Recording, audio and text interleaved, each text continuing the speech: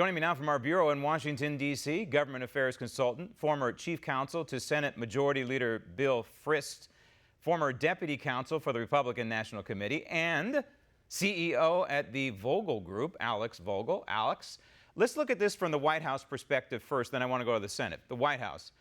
You have to hope for the best, but prepare for the worst. And certainly, this is what happened in 1998 with Bill Clinton. And I think that as much as the situation is different now versus 1998, this White House has got to look at that chapter, study it, and understand what they did and what they did right. That would be the Clinton White House, right? They lawyered up, number one. Number two, they created a war room. And number three, they had one or two spokespeople out there on point speaking for the president when President Clinton didn't want to speak. And I think that it's very important that the White House prepares in this. So they may be at this point, but would you agree that they need to be ready for the worst? I would. I mean, look, they have to take this very seriously. They have to prepare. There's a known, notwithstanding the way the Democrats are playing this right now with this fake inquiry, they have to assume at some point we will get to real impeachment, both in the House and then ultimately in the Senate. The White House needs to prepare for that. There's a couple of very specific things that I think should be done. One of those is, and you alluded to this, there needs to be a single point of interaction for the White House with the media on this. While I'm certainly not going to pretend that the president is going to stop directly communicating with the American public, I think someone who is not part of the normal day-to-day doing the business of the American people should be designated. That person, frankly, should be pretty boring in their response because they should be answering only those questions that they're equipped to answer.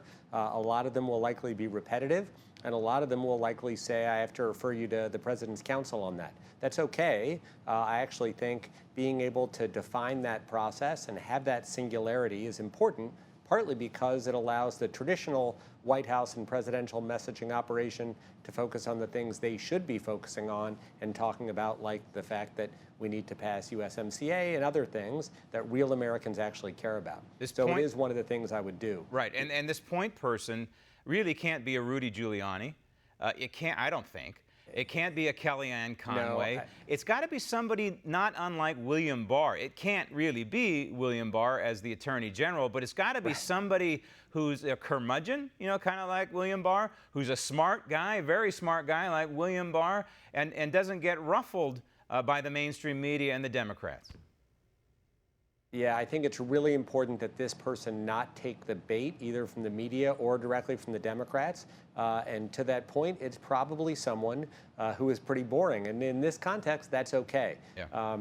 If there's another Bill Barr out there, I think they would fit the bill, both from a legal credential and, importantly, someone who understands this process and what it is and is not, and can push back on those procedural issues. In other words, process, I would tell the Democrats who say process doesn't matter and that's all the Republicans talk about, the process does matter, Alex. It matters a lot in this country, whether it's the Bill of Rights, whether it's law and order, whether it's a trial. It's all about process. The United States and jurisprudence is all about process. It's called due process. That's why it's enumerated right there in the United States Constitution. But when we talk about substance, let's get into the substance just very, very briefly.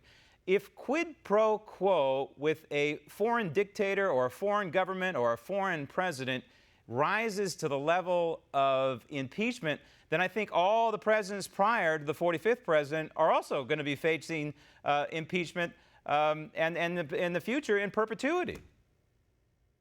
Yeah, I mean, even in today's highly social media and televised age, we have lots of historical examples we can look to that people certainly could use that same argument. I think that's silly. I think it's irrational, and I think it sets an insane precedent.